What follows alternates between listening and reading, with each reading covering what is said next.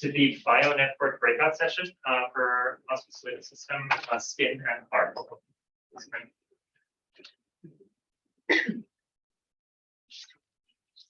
Yes, it's perfect.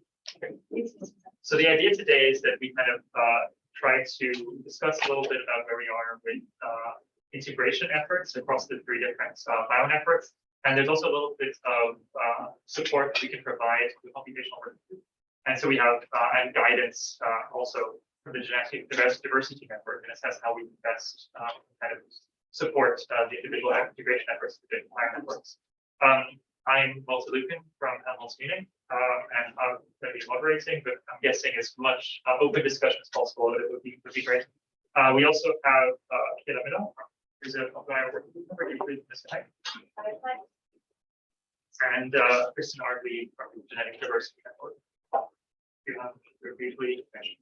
Yes, so I know we're going to hear from the three networks, but the Genetic Diversity Network has two themes that we'd like you each to consider as we go through the networks. And the first is that our goals are to ensure that the organ atlases, even version 1, are built on data sets that are as diverse as possible in terms of genetics, geography, gender, and age.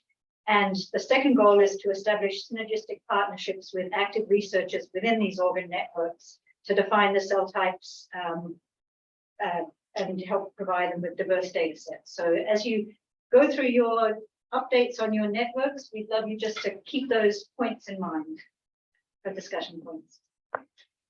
And with that, I think we will start with brief updates from all the three bio networks that are present today.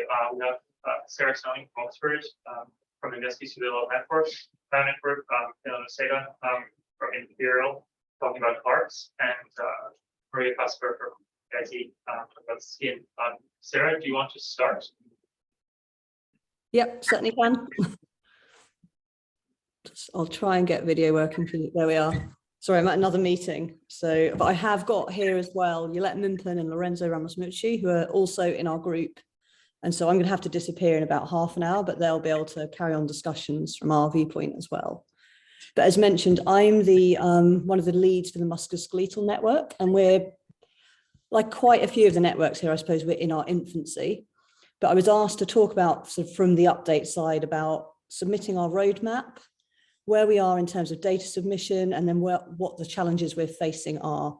So in terms of the roadmap submission, we've submitted a draft of that to the Human Cell Atlas, and it's something that we're still continuing to tighten up, especially because we're in the pilot phase. But one of the things we did in order to sort of put that roadmap together was actually survey the community, not only the MSK network members, but also the MSK community more broadly, who aren't necessarily thinking of themselves as single cell researchers. And we asked them to report on whether they were using single cell methodologies, what they were, the challenges they were facing when trying to use them, and sort of some of the priorities that they would like to see addressed in terms of the first iteration of the MSK roadmap and the atlases that we delivered. And I guess one of the things that comes up quite quickly for us in musculoskeletal is simply the wealth of tissues that we work with. So we've got, bone, capsule, cartilage, ligament, tendons, a number of different tissues that are quite challenging to obtain because, they're not surface tissues. We're not working with blood. And also sort of how we therefore define priorities which are feasible, but also informative. And kind of the general consensus from the network there was that we should be focusing on tissues that are accessible, most likely through removal at time of surgery for another reason, but that those tissues that we focus on in health should be ones that are commonly found to be diseased. And that should be the initial focus of the network, with paying significant attention to making sure there's global diversity, for example, in those atlases that we deliver. But everybody also reported a big interest in terms of the importance of understanding development and aging. And so in the tissues that are accessible across life course, we were going to put a priority there on a couple of tissue types in order to do that. But we can't, of course, work across every anatomical site. As mentioned, I guess one of the other challenges that we're faced in trying to put the roadmap together is very much that everybody within MSK is more or less at the kind of pilot or infancy stage of developing methods. Lots have been developed by the Tendon Seed Network, for example, but we're still not at a point where people are publishing and uploading data to be able to actually reach consensus on preferred protocols and methodologies. But generally, the field felt that, you know, we should be using single cell or single nute combined if better, but also always backing this up with imaging data and to validate what we're seeing. And I think one of the ongoing challenges when writing this roadmap, but also when we talk about the computation, is consensus and annotation. I think that probably goes for every network. You know, we're working with multiple tissues at multiple different sites at multiple ages. And depending on the team's reporting, how the annotation is carried out is going to vary a lot. And kind of the final thing, I think, which probably speaks to the genetic diversity network and everybody too, is metadata. And there were lots of discussions around that. And I think one of the challenges that we're facing there is there's a lot of desirable metadata, especially around gene diversity, but it's actually what's feasible to collect across different teams, countries, regions, based on the ethical structures and the availability of resource there. So sort of moving on to the other area we've asked to discuss, which was kind of the data sets. I would say we're being very pragmatic about this in terms of we don't think in reality there will be much uploaded to Lattice or to the DCP within the next 2 to 3 years. The Tend and Seed Network are planning to put some stuff out there in the next 3 to 4 months, and we're confident that that will go up. But I think given the infancy of the network, and also perhaps something that other networks have come across, this sort of, unless people are funded by CZI or MRC or some of these direct funders that ask for all data to be shared, is the reluctance perhaps of some teams to actually share single cell data on the DCP. And I think that's something we as a community probably have to address together, because obviously there's huge benefits to that data sharing. And finally, so in terms of needs, and I'm going to speak to computational needs, but also kind of financial needs. Computational needs, you know, annotation remains a challenge for us, normalization of data, differential gene expression methods, and integration. And perhaps for us, that's particularly challenging because we're working with tissues that are different types of tissue from different anatomical sites. And then even when you're working on the same tissue type, it can still have different functions depending on the site in which you collect it from. And also, of course, working across different life stages. And sort of some of those will, I think, will become more challenging as we expand across multiple sites in terms of globally, in terms of to pick up genetic diversity.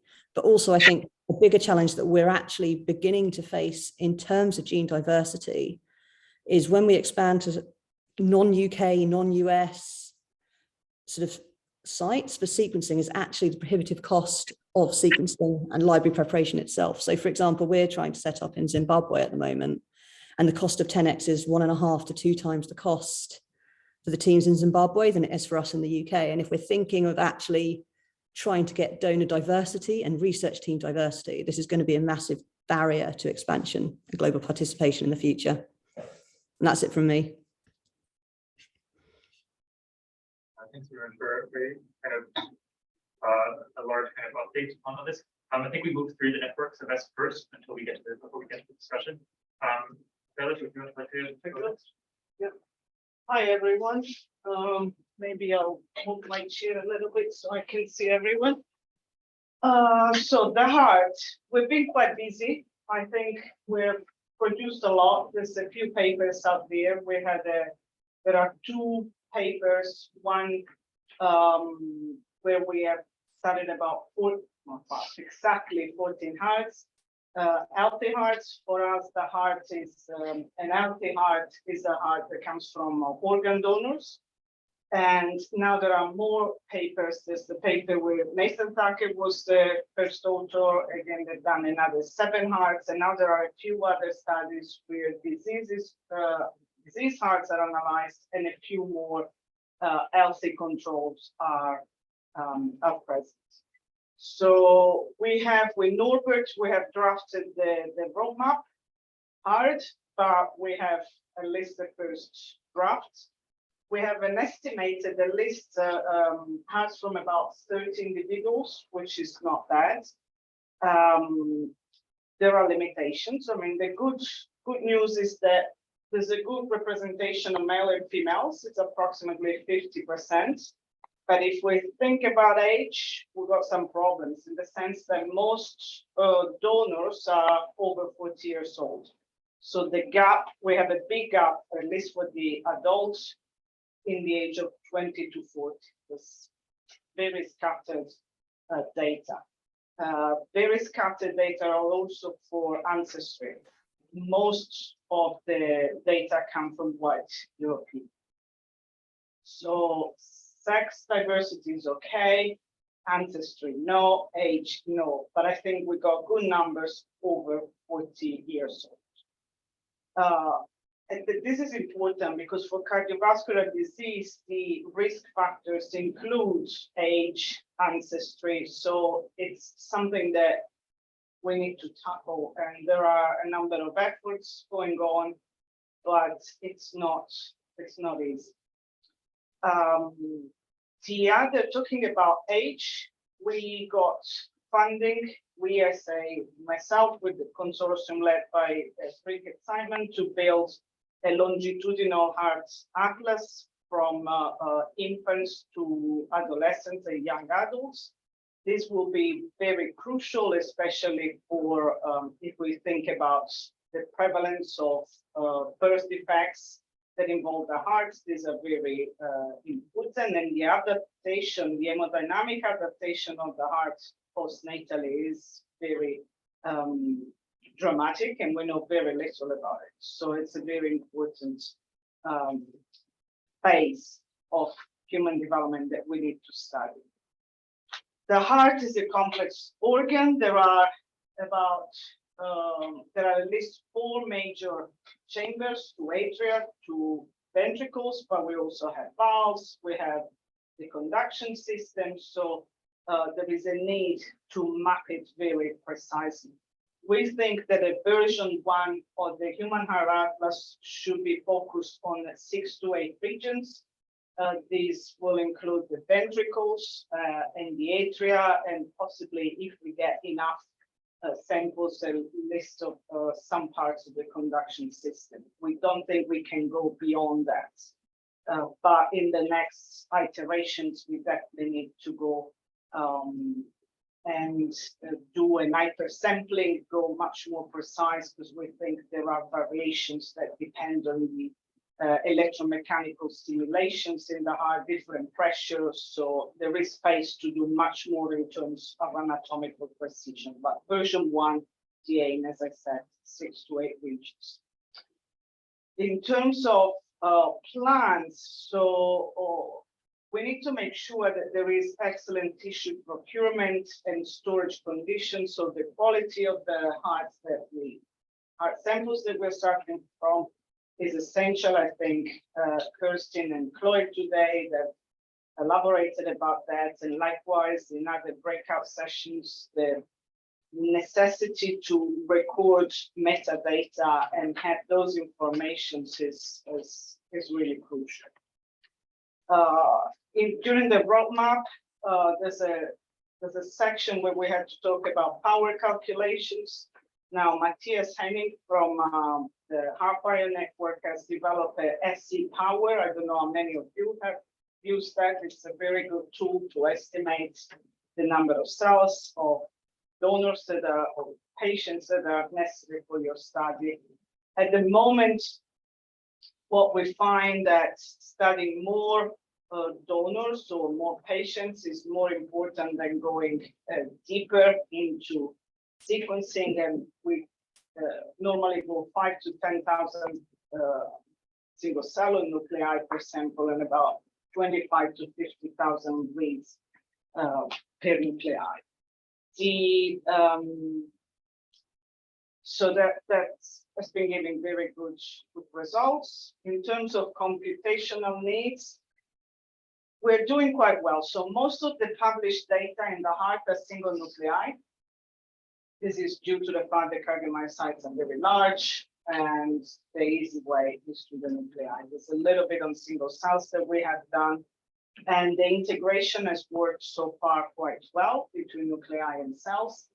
One challenge for us is the integration of the different anatomical regions. You don't want to know those differences, but so far, again, we still see good differences where we expect, which is ventricles versus atria.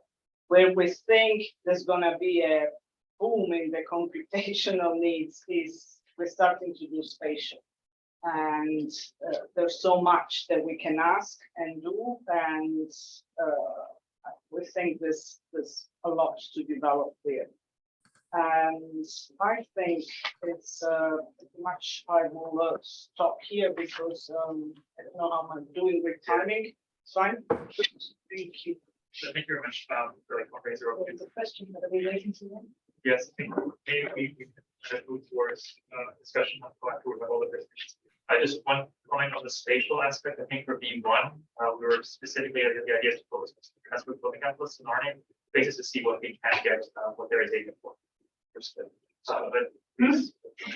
Thanks. So I'm Maria Kasper, and today representing the skin atlas here, and leading it together on the board. And when we just a short update on the roadmap where we are there. So to kind of put together a roadmap, we also like the others have a draft now, which is the updating. It's like an iterative process. And how we started to put together the roadmap is that we first had a small group of skin PIs across the continents, Japan and Europe and from America. And we met on a regular basis and kind of discussed what should be there, because we have very similar like obstacles or anatomical specialties, like you said, in the heart that we really have. So there are so many considerations. Should we put into the roadmap, like embryonic development of skin, then starting from young age over middle-aged aging, and then wound healing, which is still considered a physiological process and not yet disease. And then what we did then is we put up this roadmap, and then we reached out to the community and really gave feedback after having made this roadmap.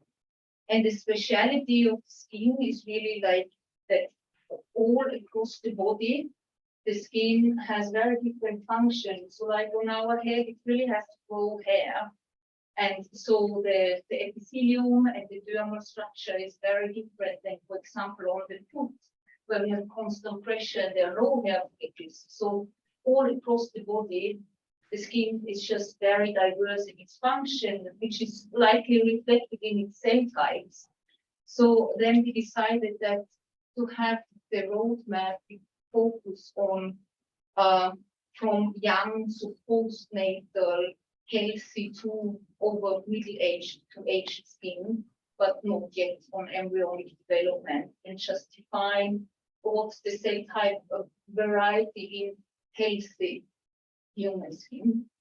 And there we really have the different body sites, and then the embryonic origin is very different than the different body sites, for example, in the fibroblasts, and then there are like there's a microbiome association, then there's the history of UV and smoking, which is very impacting how the skin cells look like. And then the prominent changes with age. Age and smokers and non-smokers, and then the ancestral diversity. So, for example, the skin looks different in terms of hair follicle density and morphology in African, Hispanic, Middle Eastern, and so on. We really consider that aspect also. And then kind of challenges we see is that in terms of practical consideration for sample collection, what we get really is mostly surgical disposal skin. And this is very biased because not everyone can do like a plastic surgery. So we have more like middle-aged to older skin we get only from certain regions. And then we will not cover the different body sites. That we can cover with biopsies of volunteers, and we have ethical permits for this, but for ethical reasons, we also cannot biopsize all the different body sites. And so we can cover much, but not everything. How we could get out from it maybe is to expand post-mortem, but there we don't know So in many countries, you cannot get access to post-mortem tissue very quickly. So then the tissue already starts to destabilize. So that's one of the challenges we have.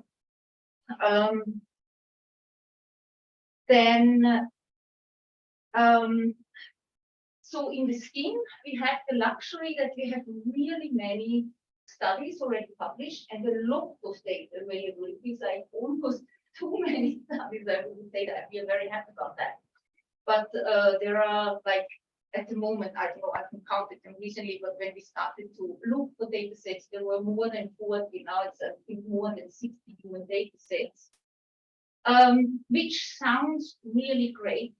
But what we experienced and what they also discussed with you, Marte, is that they are very biased in cell type enrichment. That means, so that is one thing that some studies, for example, focus on melanocytes and some studies focus on fibroblasts and so on. So we get really like sorted populations, and then we have to integrate those. And on top of that, people are interested in the different body sites. So we have certain samples which come from abdominal or which come from the skull, and then they are sorted. So, and then I think this is one of the biggest challenges in integration, that we don't know how to integrate it in the best way, because we don't have everywhere like enough from, like, let's say 12 different body sites and these 3 considering men and women. And the only places where we really have enough is abdominal and maybe skull. And so that is one of the challenges. And then what we tried, for example, what would be great to discuss later is also like down sampling versus non-down sampling. We have some data sets which are super large, 200,000 data sets from one study, and other data sets are very small, and how to integrate those. There we come to the computational kind of helps we need or like to have access to. So we have the people who are moving in computational analysis, such as how we here, and we work with different skin groups. But what we really would benefit from is like where we can reach out and say, what do you think? Is this the best approach? Is there anything better how, like we heard today, how one could map back sales or maybe better integration? So really to have access to brains who know much more than we and can guide us in what's the best methodology to use. Yeah, yes. Thanks a lot for the kind of the 3 different overviews of aspects. The reason why we have these kind of breakout sessions together across different efforts, because there's a lot of, I think, common themes that also pop up there. Metadata completeness, I think, something that you brought up, integration of diverse data sets from different sampling locations and stuff.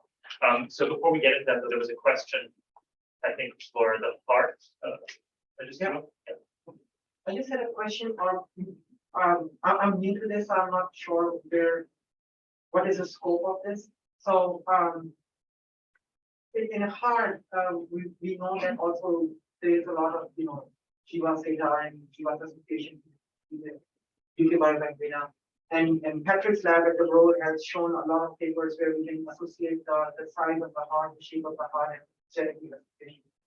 At this point, there is no real direct connection between the genetic data that we have in UK Biobank and the single cell location. Is there a possibility to somehow, when you collect the samples, that they're also then genotyped, and then maybe you can also think about that? And secondly, like there was also a paper by Manolis Kellis where they looked at the live heart, so like taken from open heart surgery. It's a small data set, but what do you think about, like, what are the differences between, like, donors who have passed away as compared to live hearts? Would that create a problem, or would that issue in analysis? Both are very good questions. Maybe the first one is you are better placed to answer that question. We have done just a bit of GWAS, but I don't know if you want to add something. So I was part of the Tucker Eleanor paper, Yeah. and also we have some heart single cell data in our multi-organ atlas, which is heavily genotyped. And I come from EQTL, everything gets genotyped world. But I guess it's a general question, if I might step back a little, to all three of you, which is, and I think it pertains to all of us, which is for the musculoskeletal network. It seems clear from Sarah's work that we're starting some of this, so maybe we could drive it, or even how can we drive it so that people try to get some common, as she said, the difficulties of common metadata. Are people able to get genotypes, you know, and how can we generate data that's a little more easy to integrate so that it's not sorted data versus others, whereas the two of you are coming at it with your networks, where we're trying to pull together what data there is to try to build a version draft one, which is very problematic and becomes really computational, which is not to say that Sarah's wouldn't be, but how is there, you know, is there a better way that we in the HCA can really reach out to who's generated the data, and can we share it? So, you know, and how can we use it, and think about it computationally, and as well as who's about to generate data, and you know, instead of thinking about your funded project, how can we be part of this? And I think that gets back to maybe Sarah's comment too about sharing the data and recognizing that since this is a groundswell movement and not everyone's funded by massive grants, how can we assure people that being part of this is better for the greater good, but also enable them to do what they need to do for their own funding? I think But that it's that is a very important, because it is still almost extra work that you have to do, and you need that extra funding. You need the extra computational people, and I think that is, I don't remember which breakout report today mentioned it, but that is needed. And sorry, your second question was about biopsies versus donor hearts. I mean, these are donor hearts, so and in most cases they are analyzed within 6 hours from being transplanted. They are preserved in the same way that a heart that will be transplanted in a patient is preserved. So that's the best you can get. And we have started to do some biopsies in diseased patients. You're never going to get an ethical approval to get a biopsy in an healthy patient. So I'm not sure how we can address that question. But I think at the moment our reference is well controlled and the best we can from a functional, maintaining the function of the heart. So it's cold ischemia, maximum 6 hours. We're working now with NHSBT, so which is the equivalent of the in the UK, the organization that deals with organ distribution, and we're trying to see if there are differences in analyzing even hearts that have been in cold ischemia for a bit longer. So rather than going biopsy, we're trying to go almost the other way to increase the numbers. You can analyze the signature of life. Yes. Yeah. So to bring it back a little bit more about questions that kind of affect both networks similarly, you mentioned already metadata and like aggregation being a challenge. This is something that, you know, is this something that you can address within the networks, that there's like a good communication between different data generators where you can say, okay, can we kind of coordinate how we record this metadata? For example, in smoking status, you know, sometimes there's pack years, sometimes there's not pack years, depending on how different data like groups or clinical groups also record that. Is that something that is possible in your time? I think it's not impossible. Within the closer consortium within which we work, we try to keep a number of standard metadata information. Sometimes you have the odd one missing. And I think the paper Kirsten was involved in had a good set of metadata. I think what would be good for the DCP to help us in that, because at the moment we've been uploading some of the sequencing data or saying we have done this many, but the metadata information, I think is still on the loose in the sense that what is the core? It would be good to go by a centralized place where people upload data and upload the metadata, and maybe, I don't know, if it's the case of every minimum set of metadata, or if we do that, then we'll lose some sequence.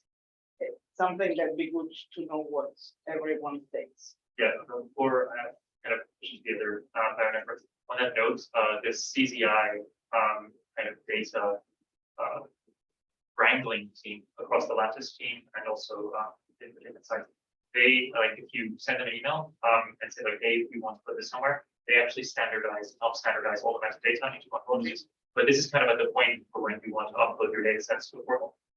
Not at the stage of when we're not published yet, potentially we're not ready for publication. So not the time of collection. Sorry? What about the time of collection of the sample? Is there a metadata file that is available to everybody to connect? So this is something that in the lung we set up ourselves. We kind of try to coordinate together with Martijn and some of the heads of the bionetworks to kind of set up, okay, this is something we want to have, right? And I hear you're doing this somewhat in the heart, in like a smaller group, and then say, okay, if we want to build an atlas, these are the things we want to have in the end or to analyze.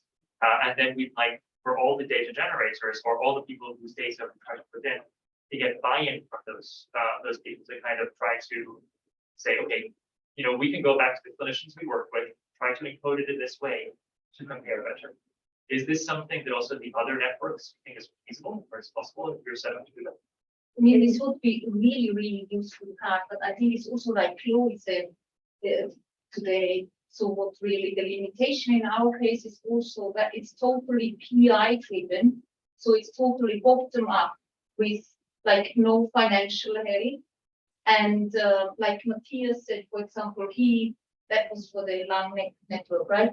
He said that he really has a full-time person set aside to reach out to people, to send emails, to ask them for metadata and information and raw data and whatever. So this was me, Martijn, and Sasha just reaching out on site. Yeah, there was this problem that Kirsten mentioned that she had few samples, and so age, for example, if you have a big cohort of samples, you can see the number, you can write the precise number. If there's a small cohort of samples, then it's right. You have to bin it in order to be less recognizable, otherwise you can clearly go from that.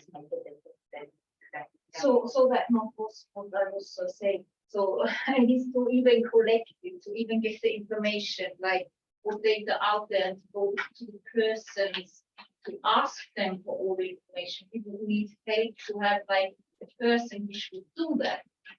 Because a coordinator, it doesn't have to be a full-time person, but the problem is really that it's PI driven, who all have research labs and they don't have the time to work evenings and nights to reach out to people, because it's not that you send one email, there are already 40 studies out and there are probably 100 ongoing, and you have to reach out and remind them and ask them several times, and it's just like a single person or even a network cannot do that if we don't have a dedicated person who actually does that. So this is not a solution, but it might. I had a multi-organ network, and it occurs to me that I reached out to the DCP at some point to ask them what their metadata templates looked like, knowing that I was fortunate to have a lot of metadata, but even then I couldn't quite map it.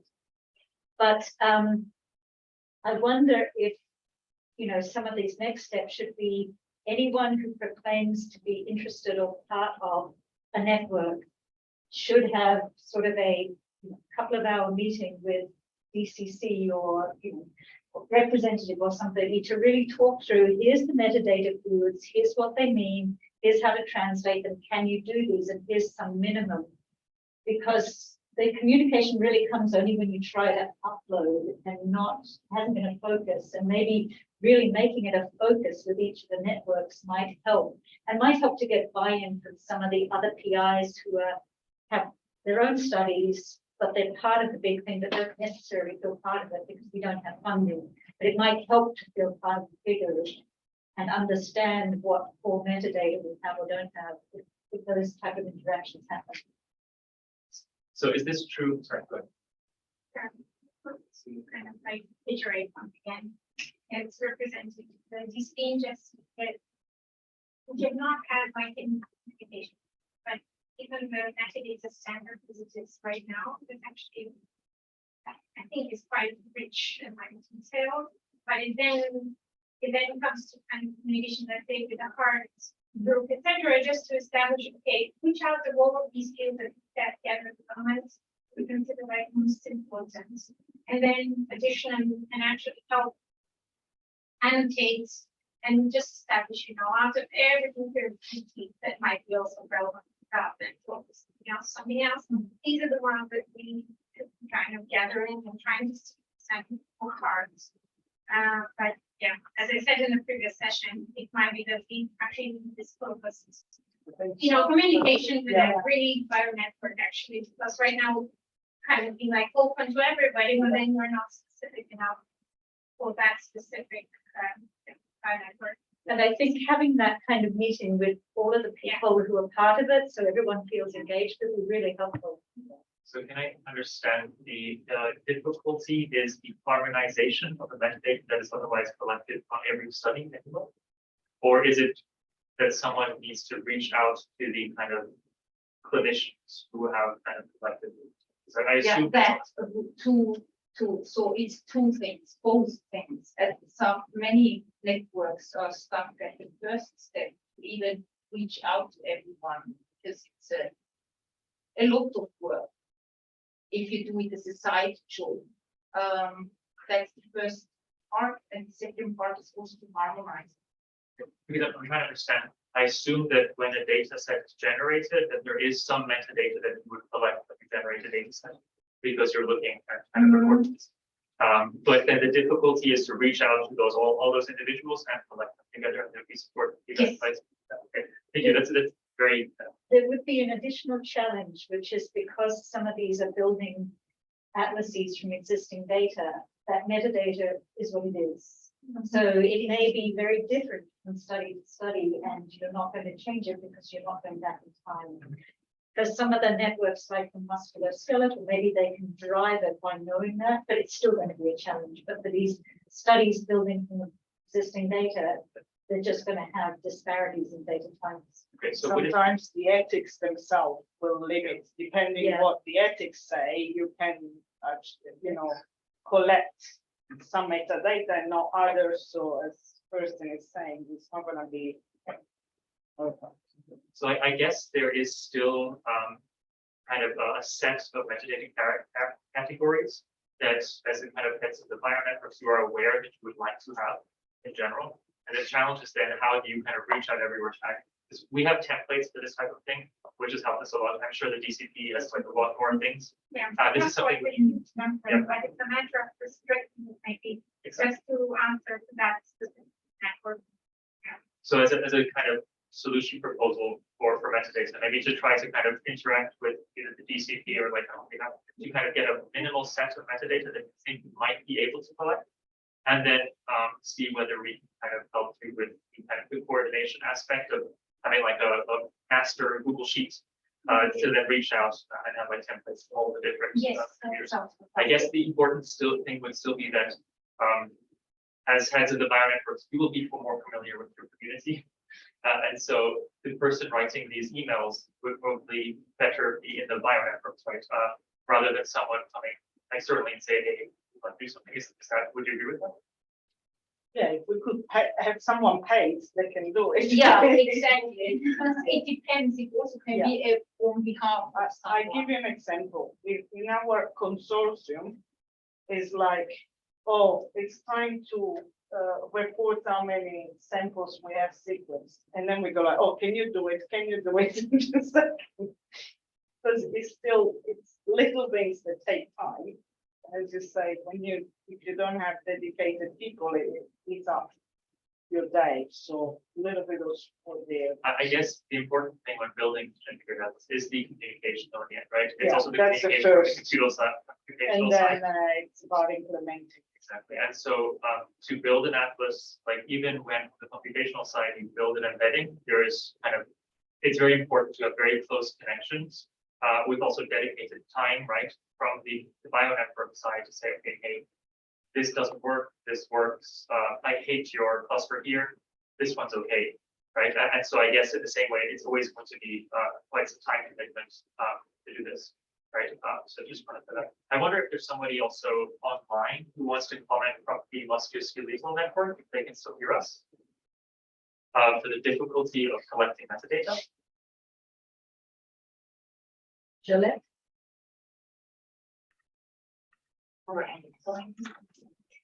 Sorry.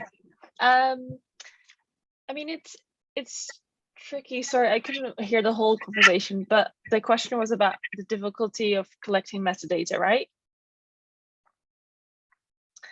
So I think for us, we have kind of a really basic set of metadata that we can collect under our kind of general ethics that we have. We're currently collecting quite a lot of our tissue under a biobank, which means that we can get quite general information that we could access on the day, but we wouldn't be able to do any really specific data or scores or things like that. So we normally get things like age, sex, BMI, the affected side, if it's like one left or right, but not much more than that. And I think we have like a list of things that we really would like to get, but I think it's really tricky unless you really specifically write ethics for this and don't kind of go through other routes. It's quite difficult to get the really specific kind of nitty-gritty that you might want to get, like medication history or comorbidities or anything like that. So for us, it's always a really quite a tricky balance of what can we quite easily get and is kind of informative to us, and what do we have to put a lot of time in and effort in and might have to write our own ethics for. And Jolette, how is that going to differ based on your global collections? Is that going to vary considerably, or are you trying to get the same standards and same data there? So yeah, in terms of we always get sex, age, and what else do we always get? We can always mostly get BMI, affected site, as I said, and kind of the disease or the procedure that they are going in for. But that's the basic thing that we can get. So we have consistency in terms of that. So at least we have kind of age and sex, which are obviously quite big things. But I think the real difficulty comes in terms of comorbidities as well as medication, because even though I think it's a tricky thing, if I just think about kind of the studies that I've done so far, what I find really tricky is that there's such plethora of medication that some of these patients take, is that you almost have to kind of group them for it to make sense, because otherwise you just get lists and lists of medication that are so specific that it's then hard to generalize. So I think if we're thinking about things like that in terms of either diseases or medication, that we really have to think about kind of the overarching umbrella of maybe chemotherapeutics or heart medication or diabetes medication or whatever, to make sure that we kind of focus and make it a little bit easier for ourselves to then go back and not differentiate between two patients that are both taking similar heart medication, but one's taking brand A and one's taking brand B. This is kind of the additional detailed metadata that is not always shareable. That's quite a common theme that I imagine a lot of atlases are facing, and we definitely face it along as well. In terms of encoding, when you do have that, this is something I assume that DCP might know a little bit more about. There are ontologies for this type of thing. I know for CCI metadata scheme also has ontologies for example, disease using the disease ontology. For some things, medication, I'm not sure exactly how much it's on. There's a lot more diversity there. Did you use Mondo Ontology for one for the diseases? Could you speak up maybe? Oh, sorry. Yeah, the Mondo, I think it was called. Sorry, data curators are not here, but I'm the product owner for ingestion service. But I do Mondo, I think is the one they use. And also on information such as medications as well. If you use alpha blockers. We certainly try and capture this information as well, but again, it's all like optional. None of this stuff is like mandatory. So yeah, these are all like.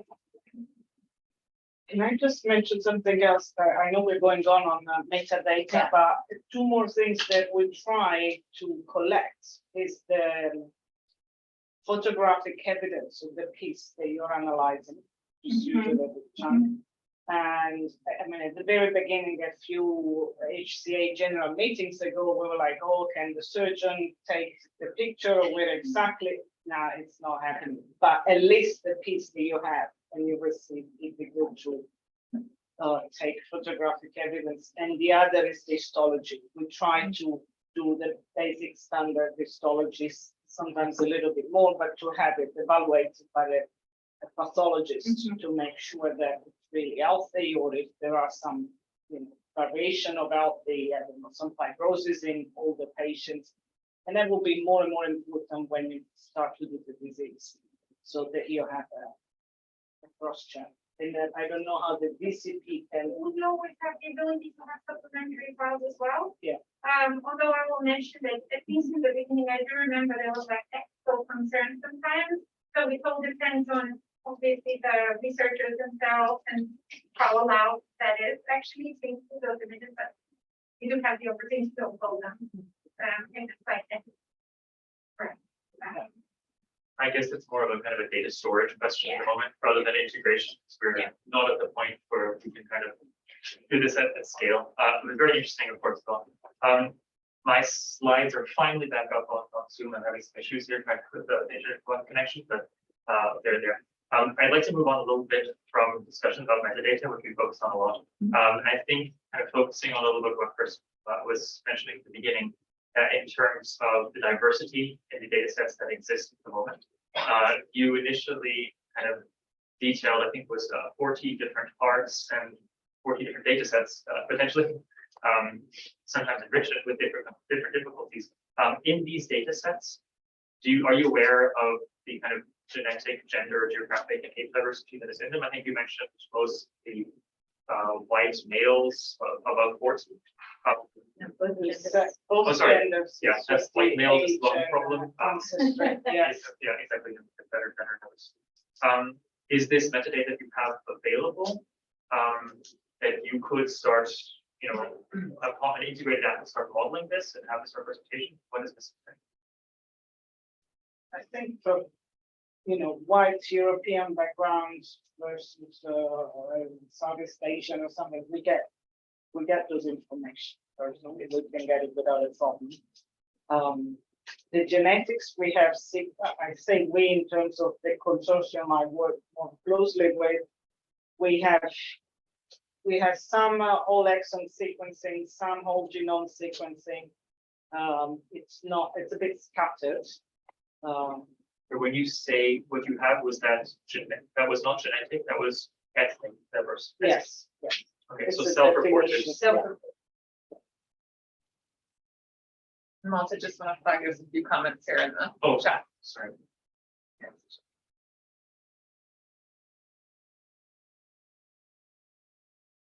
Yeah, it would be useful maybe if the last comment, Mark, if you want to unmute yourself. Sure. Sorry, Mark, go ahead.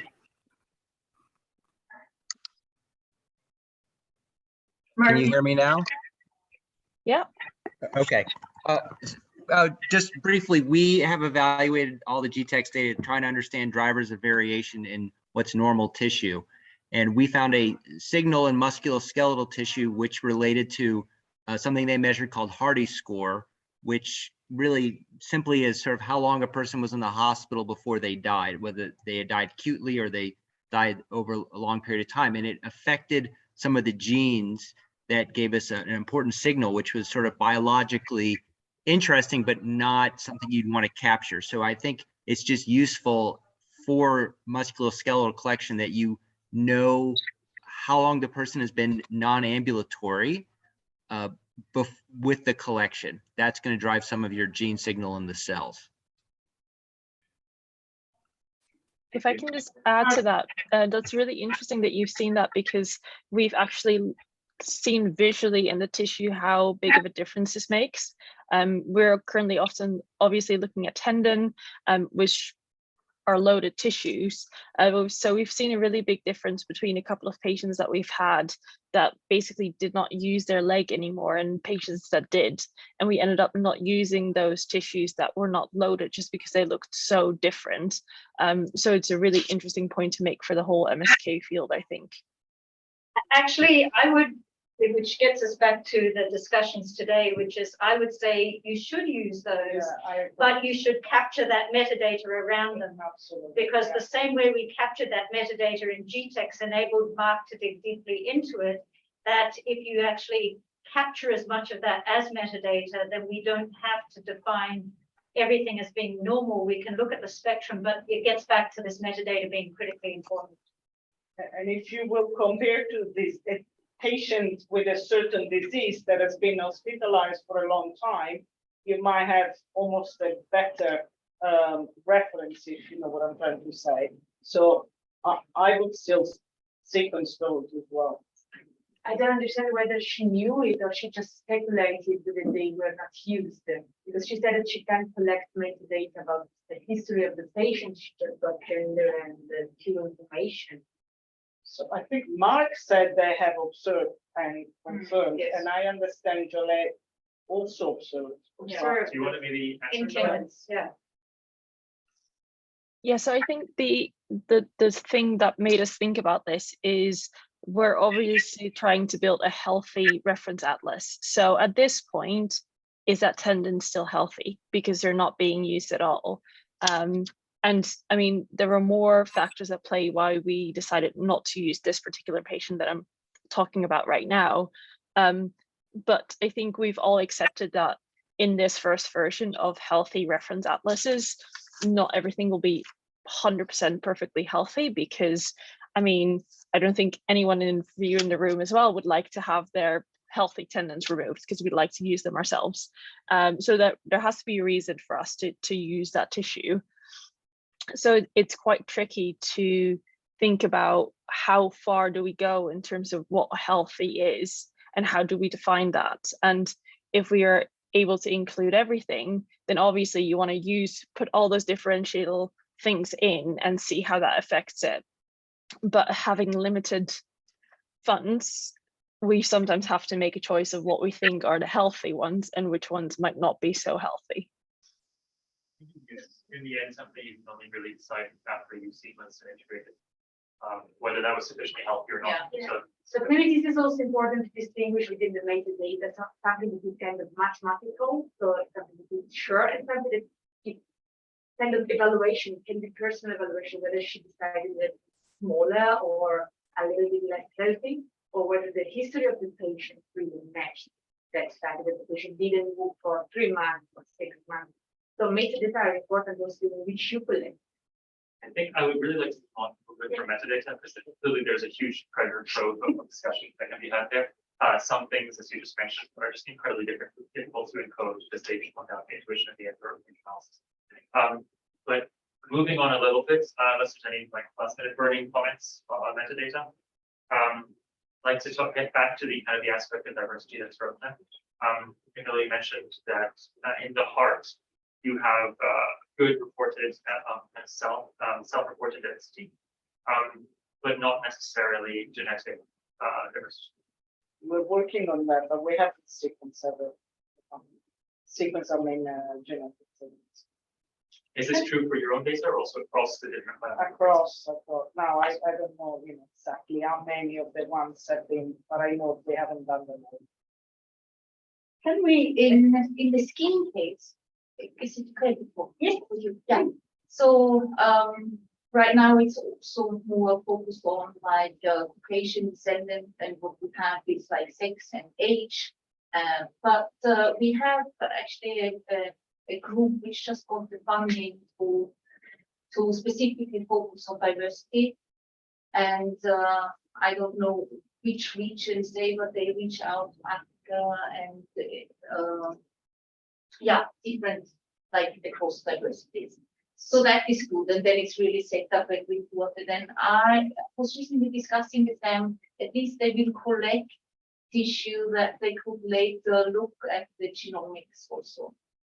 So do you know, and maybe you don't, is there going to be the same issue that the Musculoskeletal Network raised, whereby trying to set up these sites globally so that we can enhance this diversity is running into training is one thing, but the sheer cost of these kits doubling in these sites, which, you know, and what can we do about that as a community so that Zimbabwe or wherever else is getting the same cost to do these assays that we are, which is already prohibitive.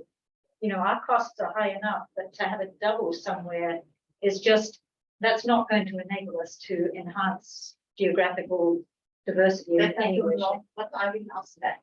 Yeah. And then come back to whoever to kind of fund that maybe. And also to 10x, try to figure out. I mean, Yes, can the we? transportation is gonna be maybe higher cost, but I don't know. I can't imagine why they would have to cost. This is what Matthias Kretzer said today in the like session we were, that he has a really good setup in terms of transportation and so on, with that which I think. I think the sequencing was the difficult part, it was so expensive. Yeah. Actually, like every. Just a comment for the heart again. South Asian community has a higher propensity of getting heart disease. So it would be nice if it is possible someone have statistically powered number of samples. There's a lot of interest in the genetics of the South Asian heart or our food habits, but it would be nice to. We've tried very hard when the ancestry poll was up. But we didn't manage. I mean, I think Cricket Simon and others that have been around longer than I have, and very hard. Now we have managed with the pediatric to establish a few more connections, including in South Africa and a few other regions. So hopefully it will slowly expand. But it's always hard because some countries have regulations that you can't export samples, or even if you want to give training, then there's even issues with the sequences. So sharing, it's been very hard. We tried, but as I'm saying, with the pediatric, we managed to reach out and we have a little bit more leeway. There may be a comment from the Musculoskeletal Network, specifically on the diversity and present the data sets, or is it, you mentioned it's still too early to kind of talk about this because you're not sure how many data sets there will be in the next couple of years?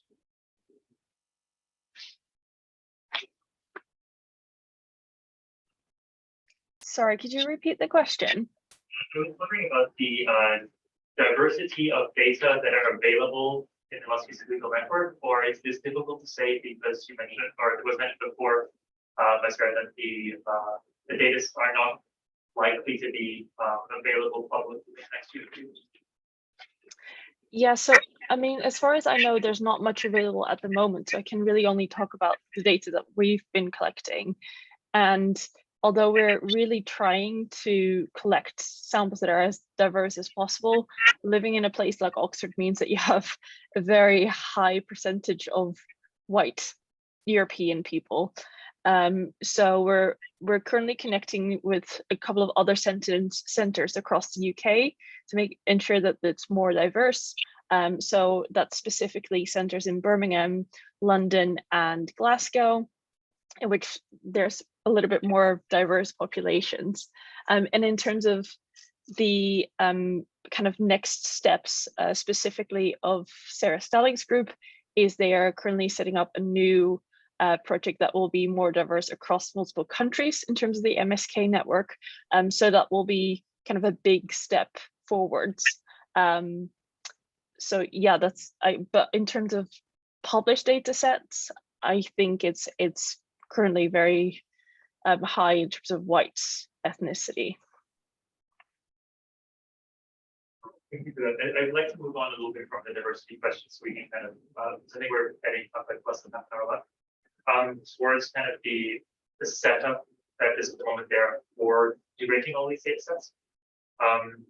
So we've talked a lot about that already, I think, at the very beginning, specifically around the number of samples that are out there, the number of data sets that are out there. Are you aware of, is this kind of the breadth of data that exists at the moment in the heart, the musculoskeletal network and in skin? Or is there something that you think you might sort of missing or don't have access to potentially? In terms of, is all the data that you have identified, is it accessible? So, Yeah, go ahead. so right now we went through these data sets which are available and then we decided on some of 11 so far, which we want to integrate based on different parameters, like to cover all different cell types, like keratinocytes, fibroblasts, phagocytes, and so on. And then there are of course data sets which are not published yet, and then you always get the question, so if you already integrate those and if these atlas will get up, you know what happens and what the credit they get and so on. So I think it's this is not solved yet. This could be something one might discuss, because do they have to give already out that data once? I mean, once it's up there, it's kind of available. But I think this is a common discussion for everyone, because it's individual fundings for individual small groups who need to publish their discoveries to survive and get new grants. And if it's part of the huge integration effort, then data is out there and anyone can use their data before they are fast enough to publish. So I think that's kind of a balance act. But the 11 studies you've identified, there the data is accessible, you have raw data in them? No.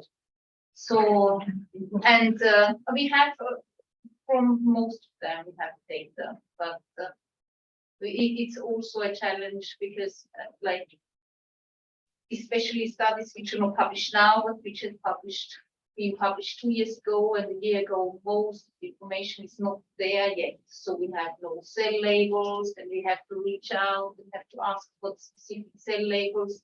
Then we don't want to have them just for the main clustering, we want to have them for the sub-clustering of each individual cell type, because we would like to see whether we see the similar thing or if the integration changes something in terms of cell type annotation. So yeah, and then what code they're using and so on. So that's why that's more the heavy lifting to really get all the detailed information, and you don't want to wait and be friendly as a community. But some are very busy, and including myself, I also need reminders. For us, we have estimated that there are data available for about 30 and probably more, but we haven't 30 individuals, but it's an estimate based on what we have, what has been published. We haven't double checked what's actually on the DCP, and we haven't yet double checked if everyone will be able to give us raw data, for example, which I think is quite important. Yeah. So we are a little bit in need of some dedicate some time to do that. Exactly. Yeah. I agree with you. Is there, if you're pulling together these studies that have been done or existing, or you're looking and you're asking collaborators, would you be interested in pooling these into an atlas together? I assume some of them who've had funding from a different source and published a paper have very little incentive. They could say, sure, the data's here, but not Yes, much incentive exactly. to go and put it in the DCP because they didn't feel part of that to start with. So what can we do to help incentivize?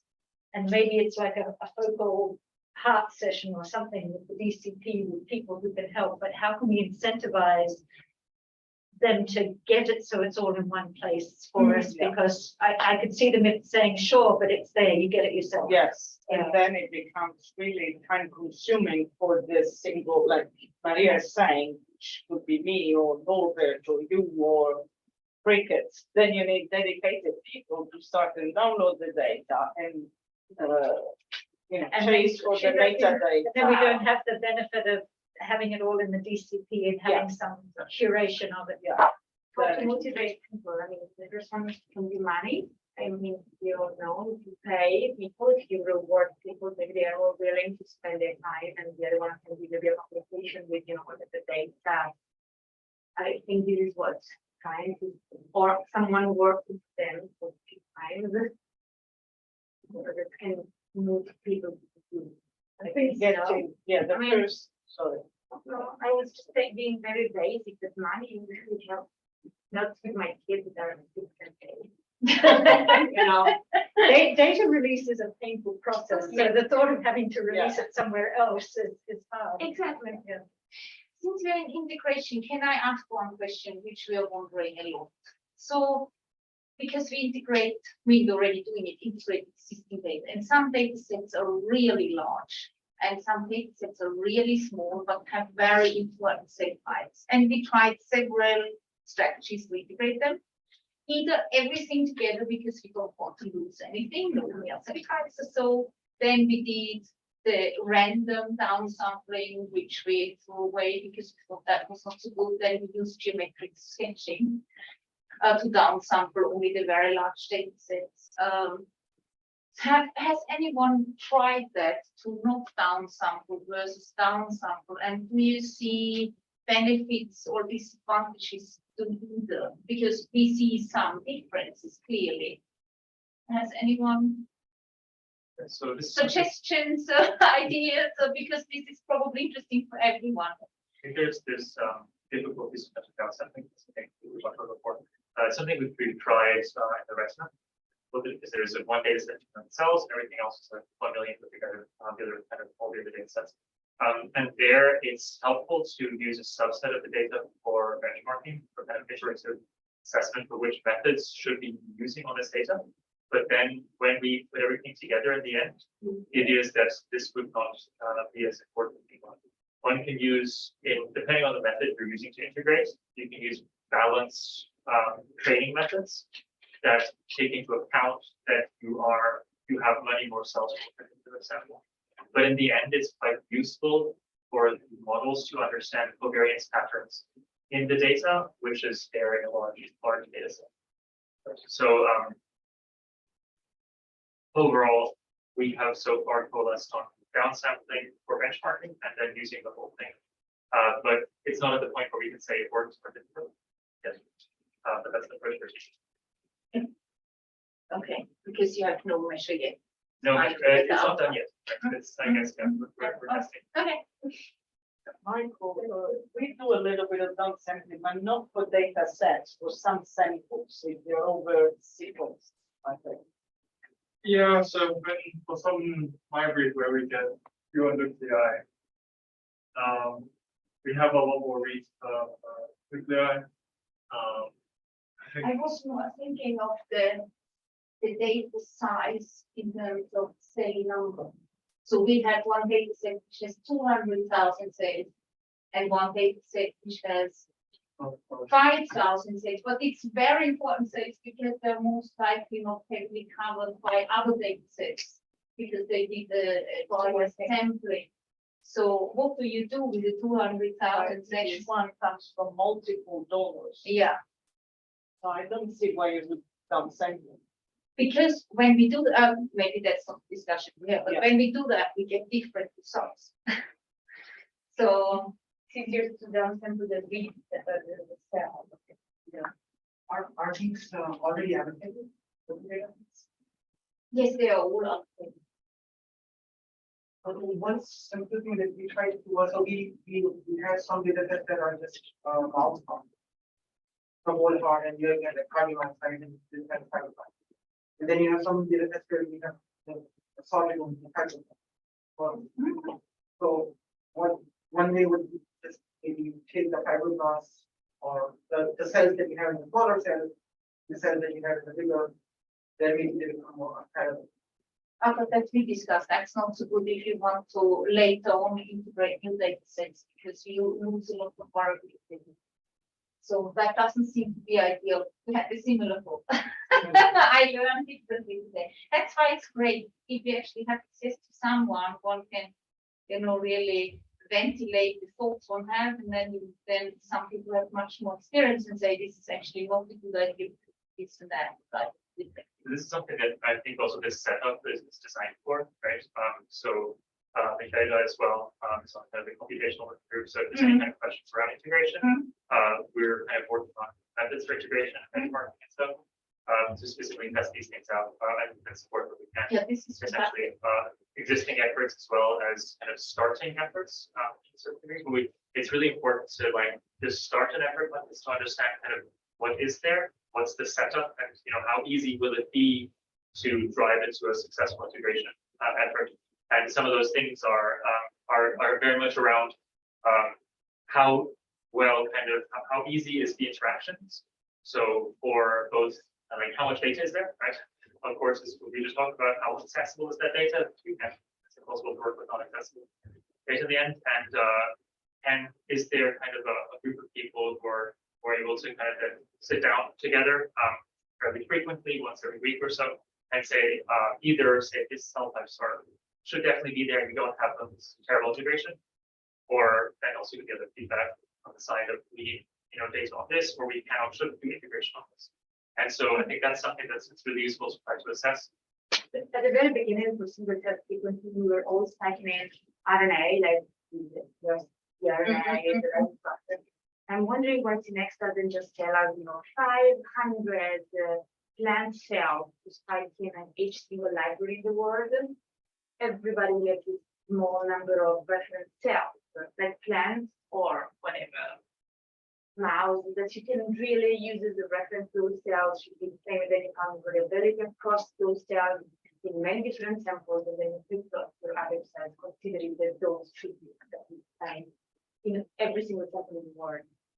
And this will help show the problem of you can't do it now because your data is already generated, but looking like for the future. I think it's spiking of cells. So this is something that was tried obviously early on with PRCCs, right? In terms of normalization. This is also something that was suggested within any biology paper a couple of years ago with the benchmark methods. The issue is that batch effects manifest differently across different cell types. And so if you are using methods like this that use a reference cell state and then try to project that across different cells, you require methods that do linear batch effect correction in a global manner.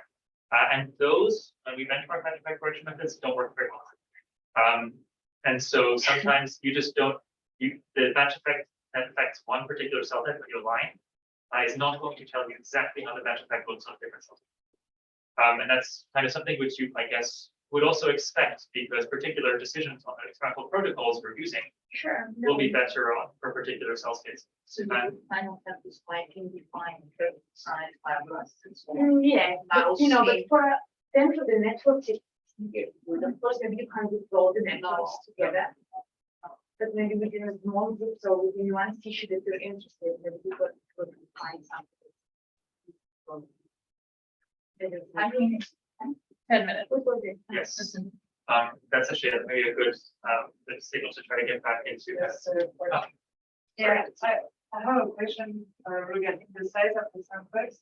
So maybe it's one question. I did learn lots of people, lots of computational science during lockdown. So it's maybe, but why the size of the sample to be an issue for the application? Right. Because you said you won't have the same size with all samples, but the samples that will have more cells will be able to factorize based on the cell types, and the smaller samples will just go. Yeah, so for example, a typical example is when we have 200,000 cells, and then it's all the same. And if you use the entire data and you do then subclustering, like only fibroblasts or only keratinocytes, and these 200,000 samples still has a huge amount of fibroblasts, many more than all the other samples together. And when we then cluster those, we get the fibroblasts that are only specific for that large sample that build their own clusters. Maybe because it's enough to find themselves. But if we downsample them, for example, by geometric sketching, then we reduce the number by chance to the number of the other ones, and then we don't see these special clusters forming. And then we don't know, and if that's something that's really biological variability, probably is, but maybe because these cells were only from breast-associated areas, and we think the breast-associated thing is special, but maybe if we would have 200,000 cells from the back, we would have a pop-up cluster somewhere else that's specific for back. And this is something we don't know. And it's cell type specific, like you say. For keratinocytes, it works perfectly. We don't see special clusters. But for some cell types, we do, depending on if we take all the data together or if we downsample them, the ones which are really large in terms of cell number. Okay, so that would be required for musculoskeletal. We don't know, I guess.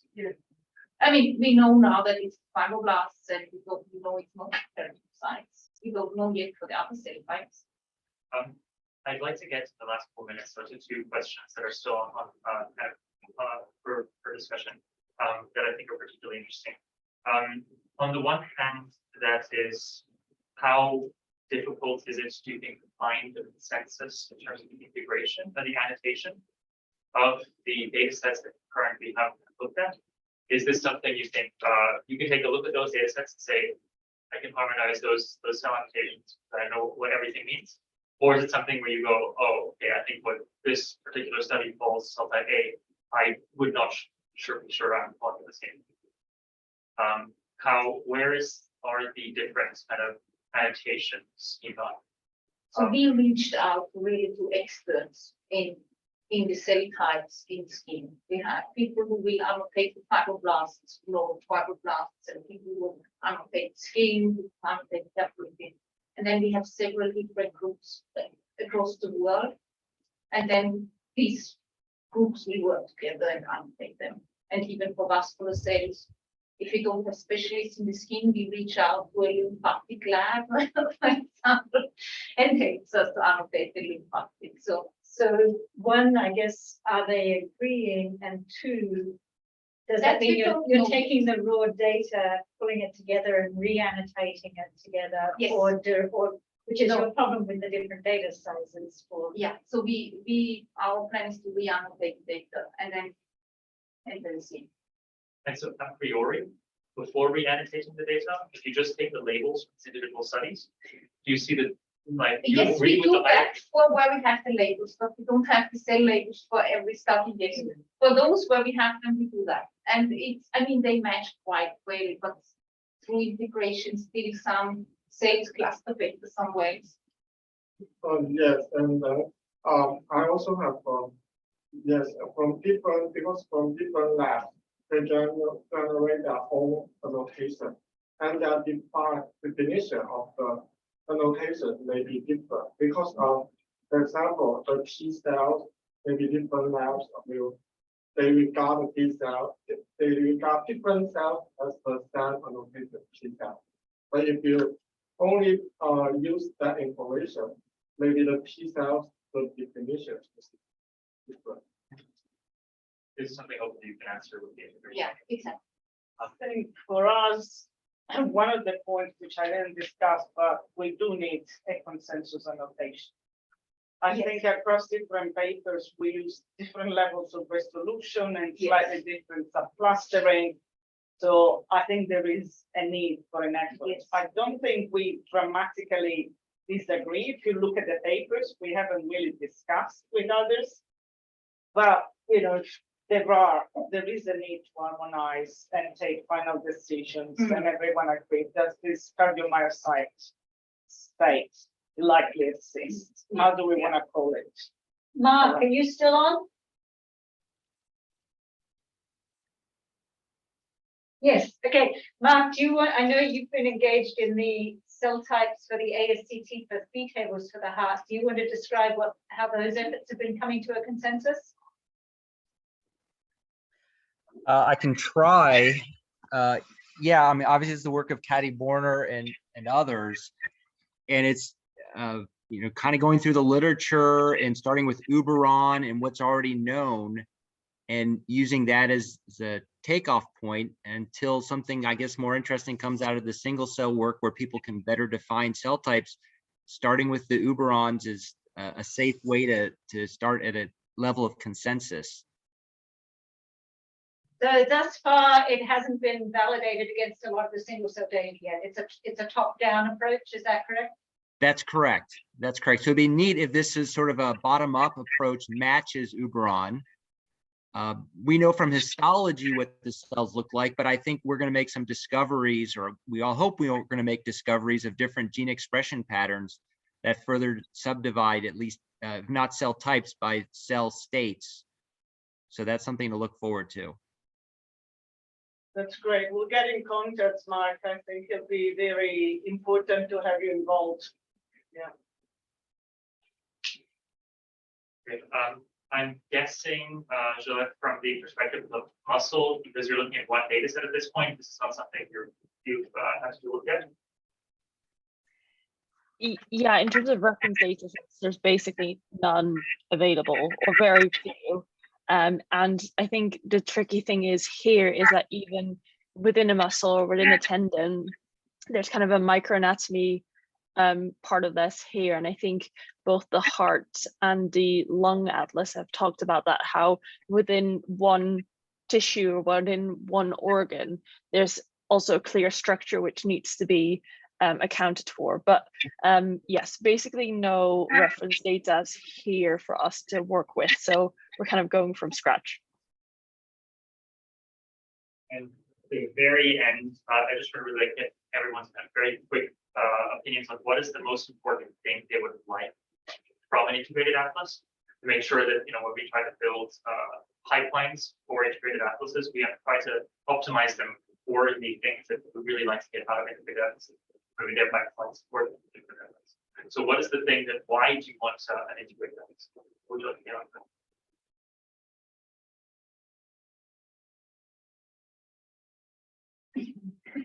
I think a consensus, which just sounds boring, but I don't think it is, a consensus on the cell annotations, the associated markers, and the gene modules, that concept that came across through different talks today.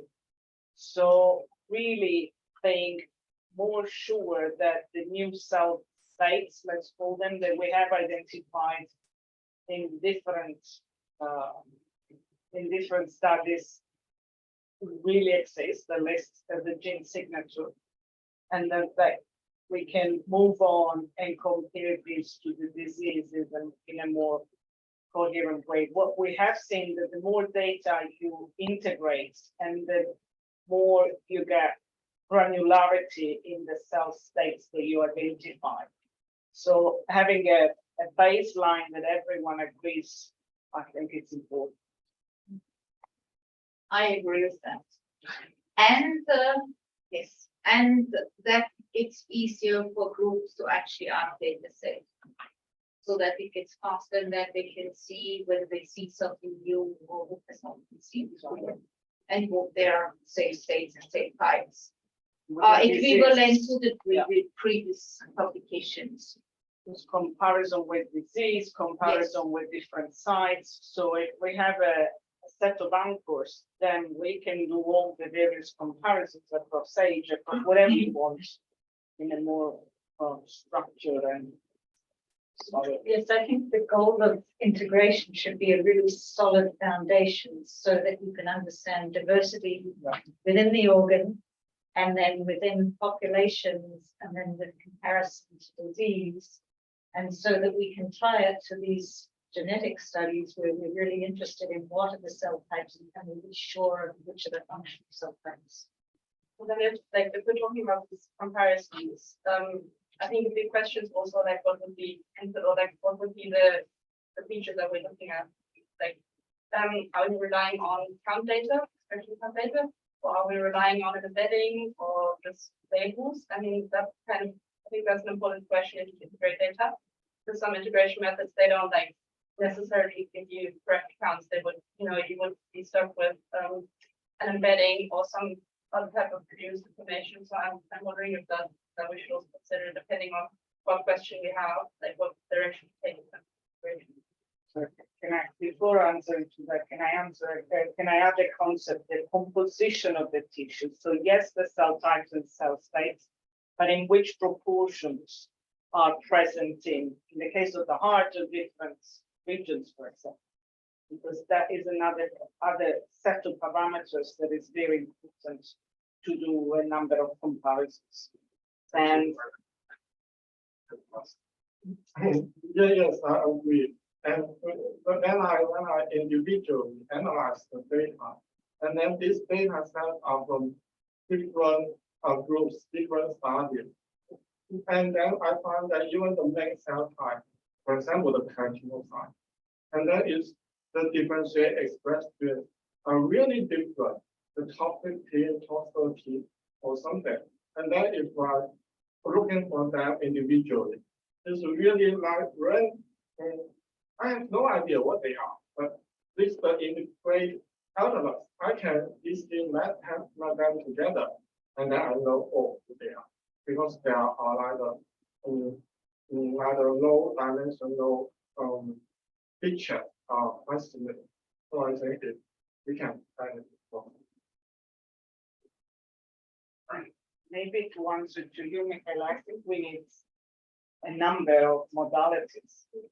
I don't think one output will be. I mean, if you are, for example, saying you want to do differential expression, then of course you feature outputs, and I think there's a bit of a discussion whether to keep it on batch corrected or the integrated data or not.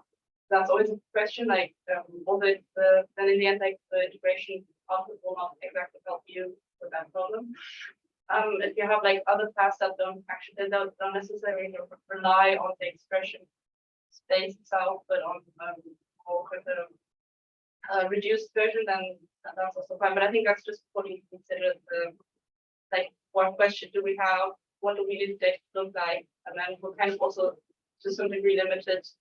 I think with integration methods kind of limited to which ones we can actually use for problems, or whether we can use like the integration level.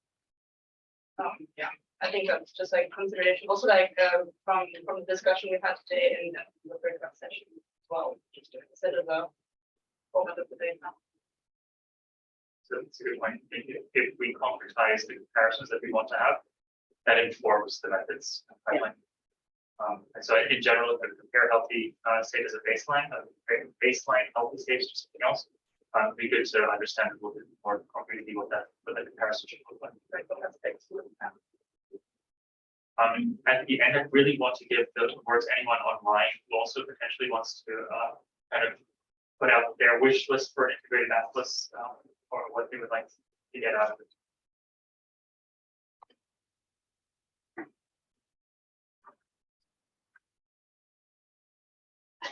Yeah. Okay. In that case, I think we're slightly over time already. Thank you very much for the discussion. I'll try to make a slide out of this or something if anyone wants to know. Just talk. Just interrupt me while I'm up there kind of giving an overview if there's something that you think I missed. Thanks. Thank you. Thanks. Everyone, we have a short break so we can return to the main hall. At what time do we come back? It'll start at 6 o'clock. Okay. And then we'll head to dinner after.